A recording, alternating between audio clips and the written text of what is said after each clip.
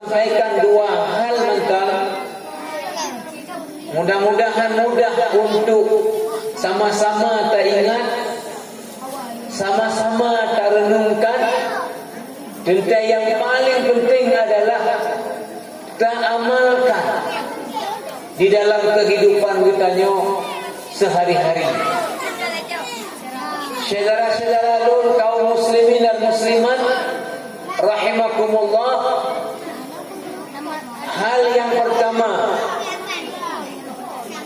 yang ingin Tuan sampaikan dengan niat mudah-mudahannya jadi nasihat dan renungan pertama bagi Lun pribadi. Selanjutnya bagi pemandung bertanya yang berhadir, menyajukkan lanjutkan Lun sampaikan bak orang-orang yang Lun berhadir.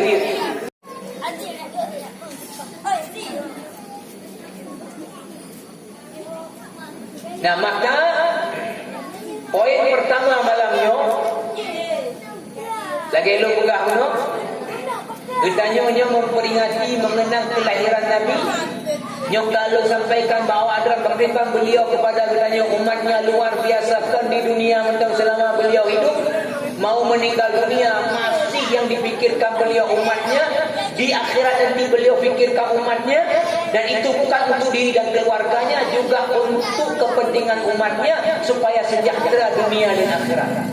Maka apa tugas katanya ini? Tugas katanya ini adalah mengikuti, mematuhi.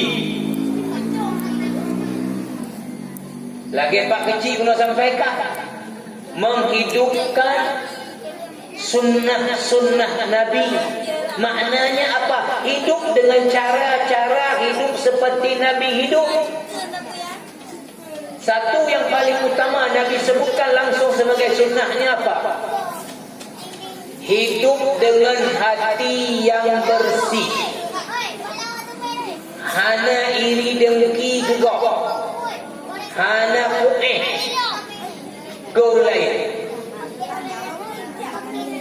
Dan ini Nabi sebut langsung dalam hadis riwayat Imam At-Tirmizi ketika beliau menasihati ajudan beliau Anas bin Malik, adalah salah satu sunnah Nabi tayang udip dengan hati yang bersih. Hana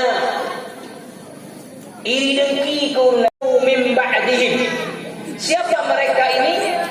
Orang Ansar dan orang-orang Muhajirin. Karena ayat-ayat sebelum ayat 10 menceritakan tentang Ansar dan Muhajirin. Terutama di ayat 9 Allah mengatakan walladzina tabawwa'ud dara wal imana min qablihim yuhibbuna man hajara ilaihim wala yajiduna fi sudurihim hajatan mimma utu wa yu'thiruna ala anfusihim walau kana bihim khasasah wa man yuqa shuhha nafsihi fa ulaika humul muflihun. Orang-orang yang tinggal di Madinah, artinya orang-orang Ansar, yuhibbuna man hajara ilaihim, mencintai orang-orang yang hijrah ke negeri mereka. Nyebata tayo ino orang Ansar ini atau lu orang tua dan negara Madinah mencintai orang-orang yang hijrah ke mereka dari Makkah. Wala